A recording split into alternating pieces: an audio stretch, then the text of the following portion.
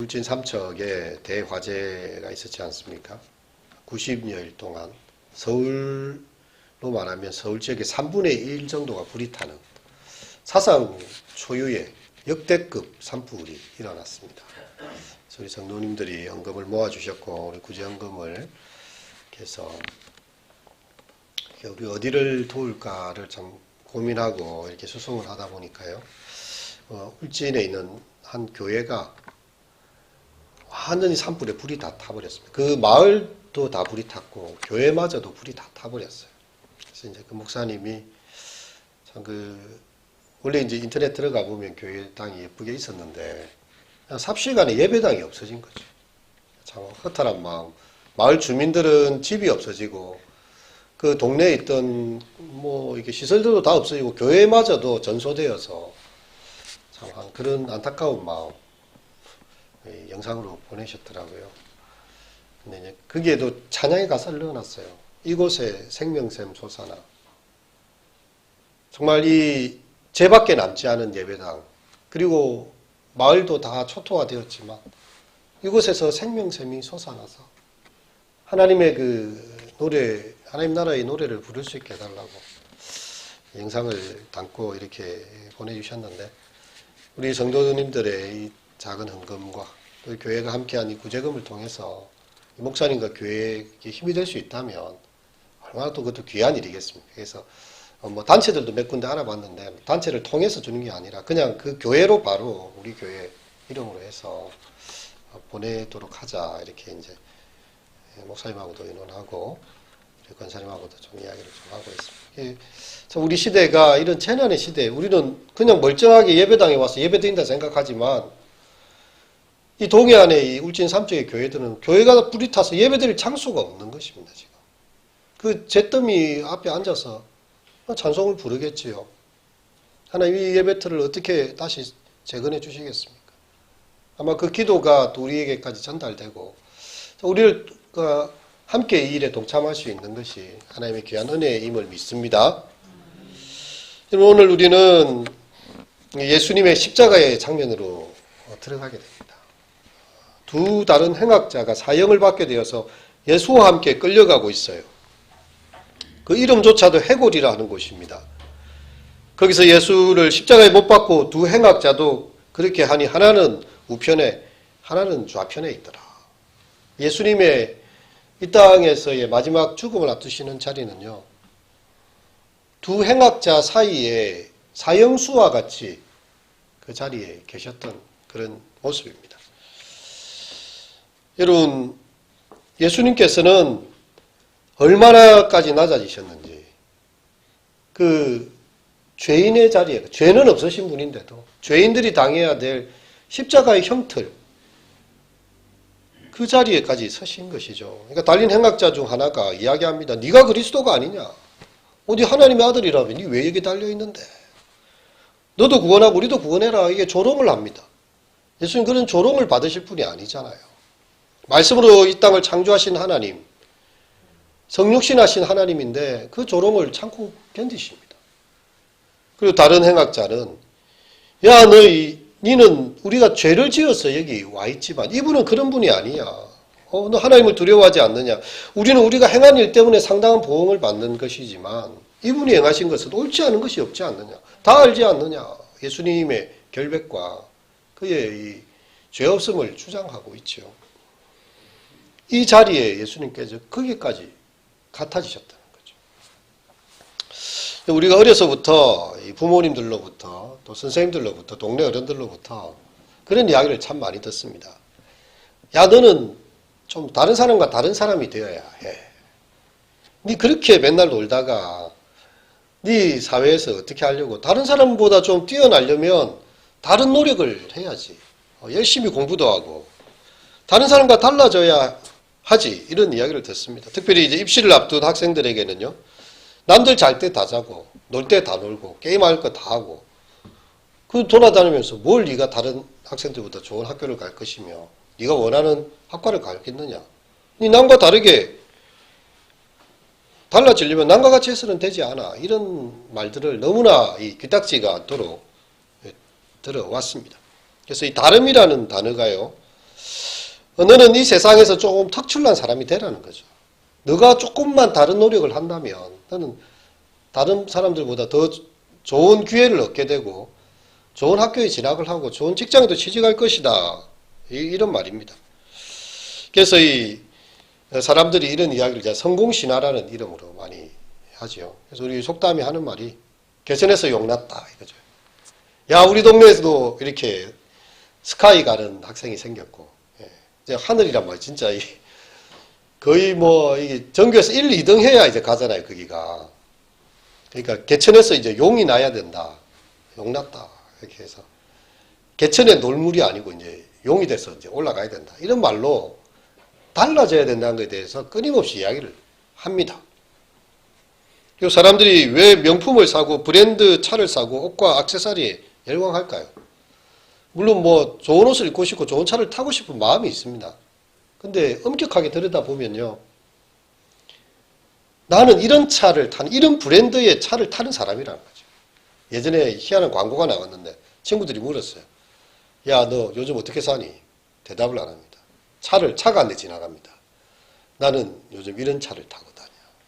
와, 이 성공했구나 이 말이죠.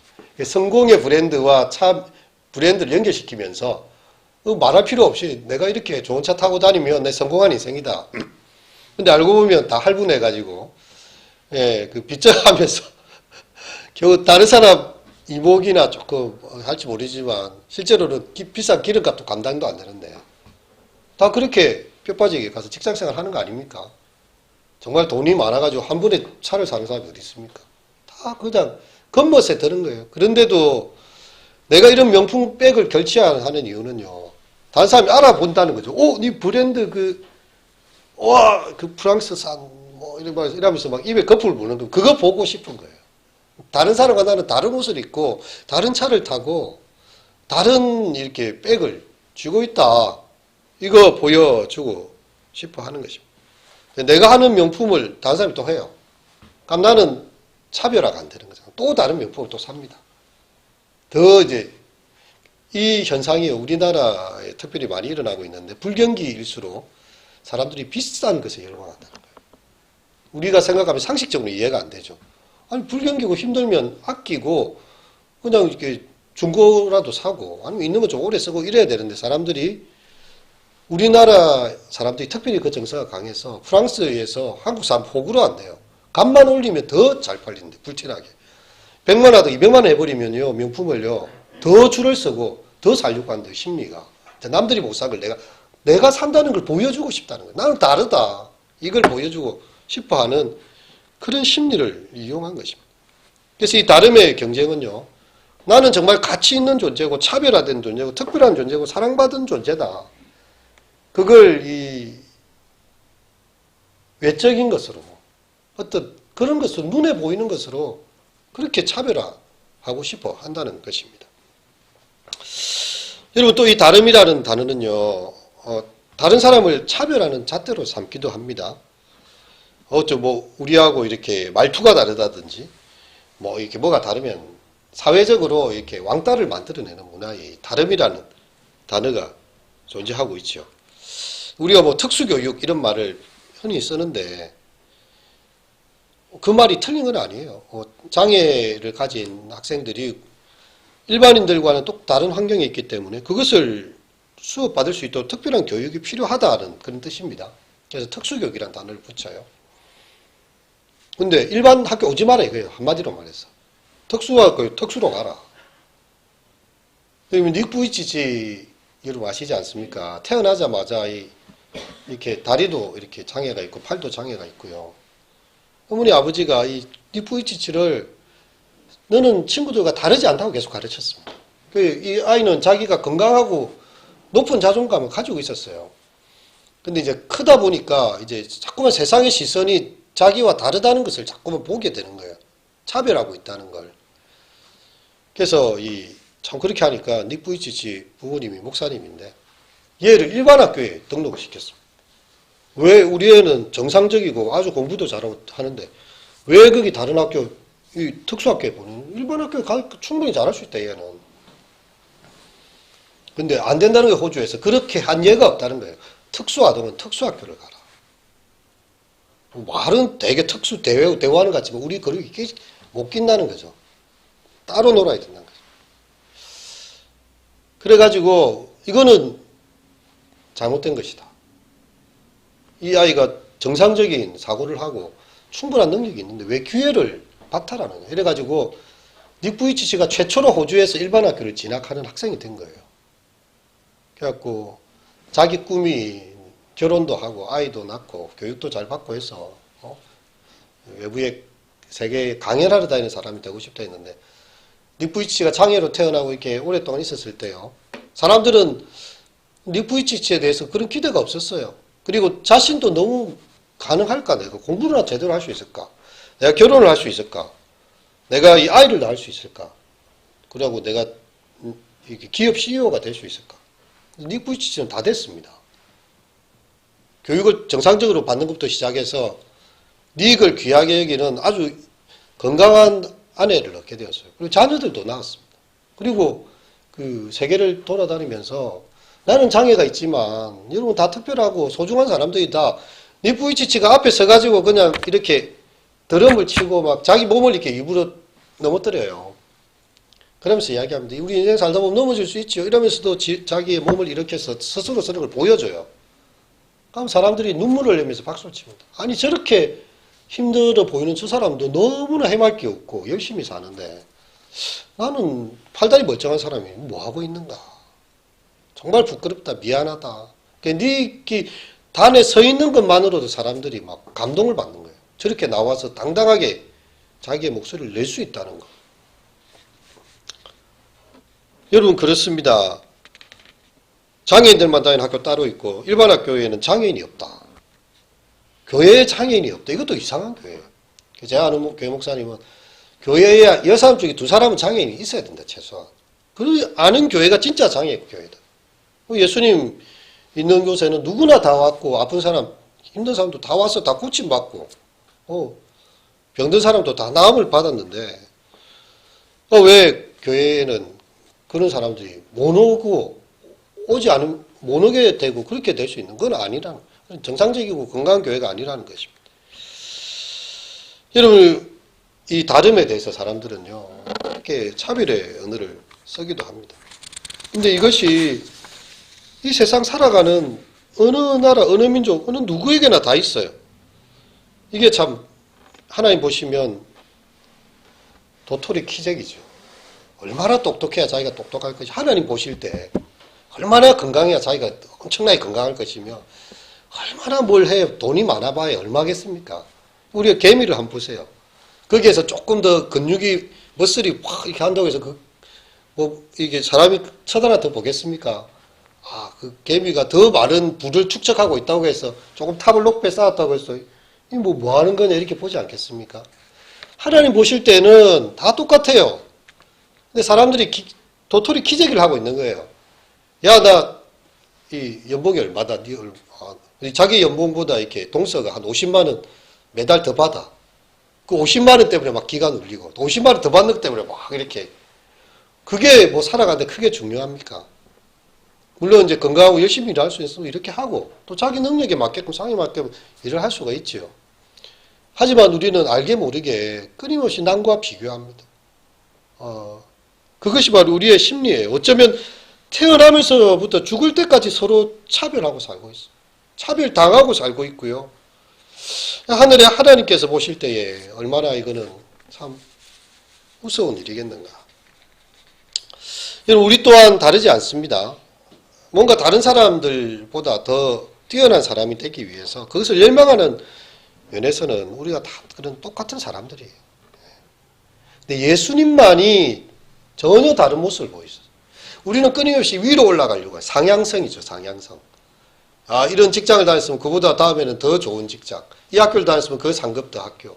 그리고 모든 게 더 좋아지기를 바라고 상향성으로 나가는데 예수님은 같아지고 낮아지고 더 낮추셔가지고요.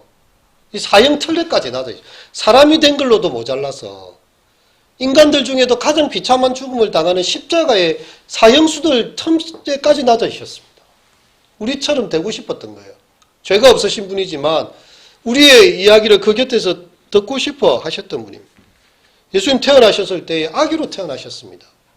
그리고 아기를 바라보면서 누가 칼을 차고 방패를 맞고 경계를 하는 사람이 있겠습니까? 누구든지 예수님께 나오는 거예요. 아기 예수님 앞에 다 나옵니다. 무장예제합니다. 세례 요한이 세례를 베풀 때 예수님께서 세례 받을 뿐이 아니죠.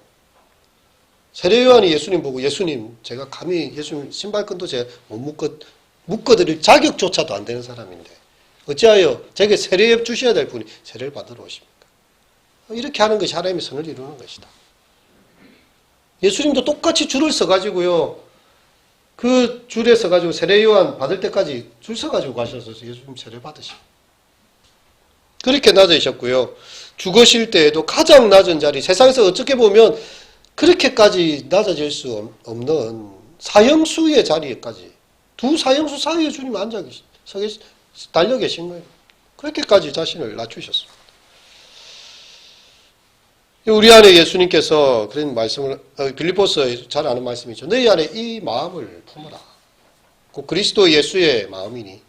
그런 근본 하나님과 본체, 하나님이세요. 하나님과 동등됨 분이시지만 하나님과 동등됨을 취할 것으로 여기지 아니하시고 오히려 자기를 비워서 종의 형체를 가졌고 사람들과 함께 되셨음에 십자가에까지 낮아지셨다고 이야기를 합니다. 죽기까지 복종하셨어요. 십자가에 죽으셨어요.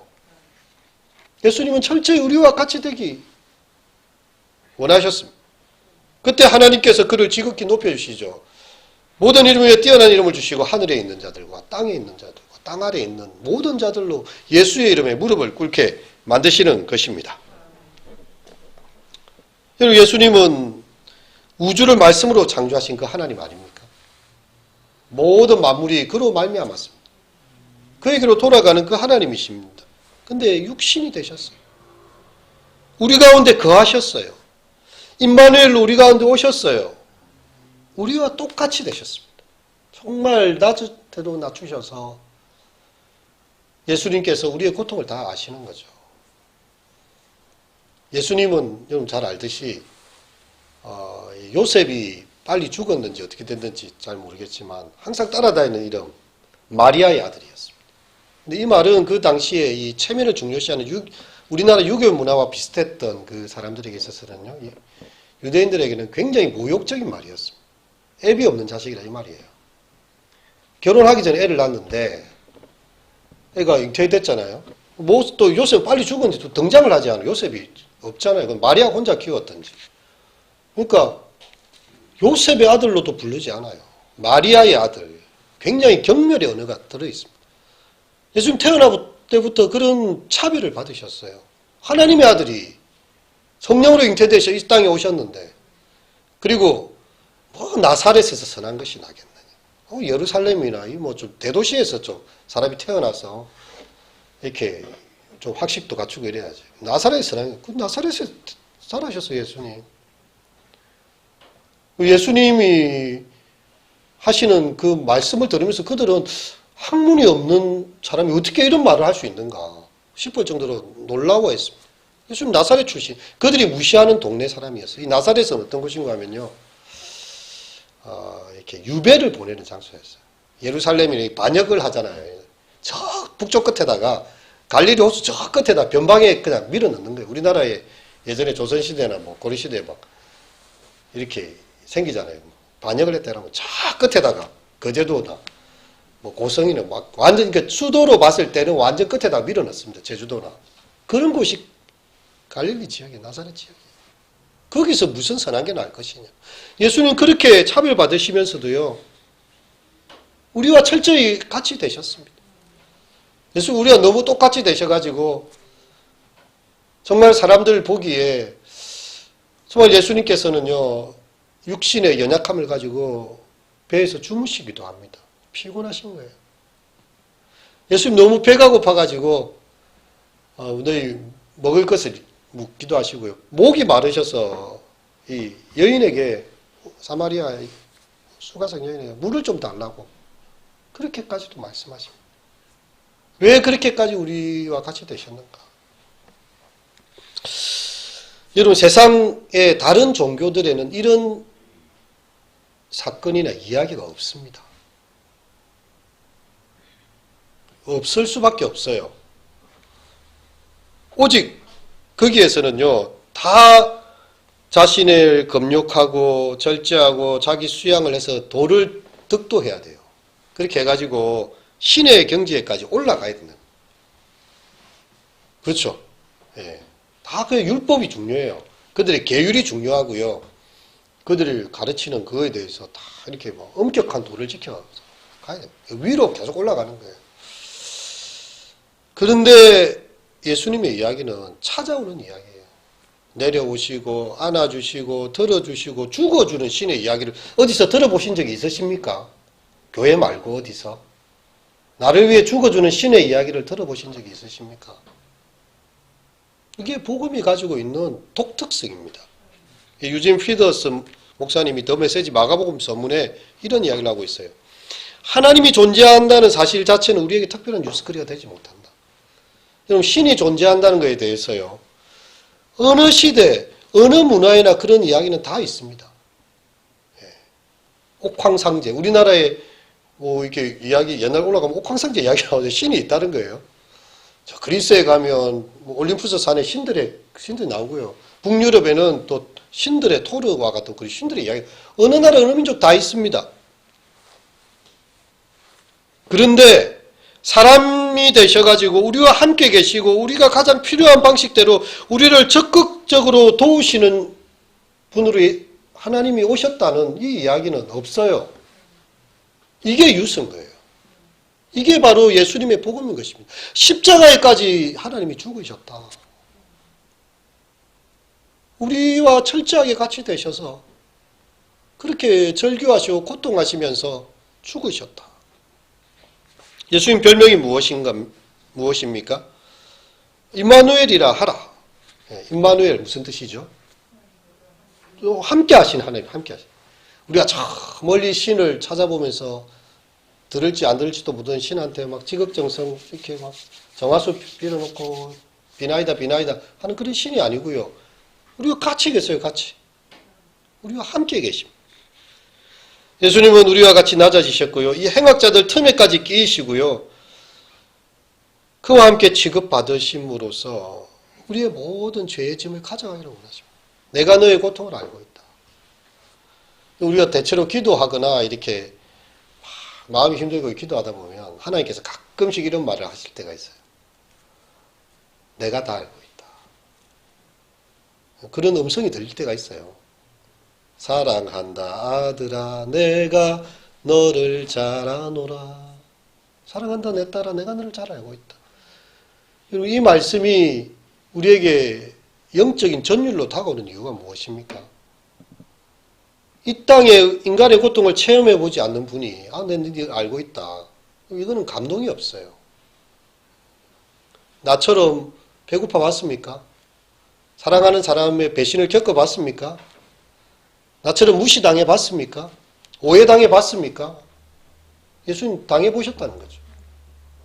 예수님 사랑하는 제자가 입맞춤으로 예수님을 팔아요. 가룟 유다는 돈을 주고 팔아요. 예수님을. 베드로는 그렇게 따라다니다 예수님 모른다고 3번이나 부인해버립니다. 제자들 다 흩어졌습니다. 사랑하는 사람들 다 떠났어요. 심지어 하나님으로부터도 버림당하십니다. 십자가에서 하나님이 그 아들을 건져내주지 않습니다. 엘리리 라마 사박다니. 그가 친히 시험을 당하셨어요. 다 겪어보셨어요. 그래서 내가 너를 안다고 하시는 거죠. 네가 참 힘들었지, 외로웠지. 나도 사람들한테 그렇게 환대받지 못했어. 나도 사람들에게 잊혀졌고 채찍질 맞았지. 내가 그들을 구원하고 사랑했더니 바라바를 놓아줄까 예수를 놓아줄까 할 때 사람들은 누구 이름을 외칩니까? 바라바를 살려달라고 외쳐요.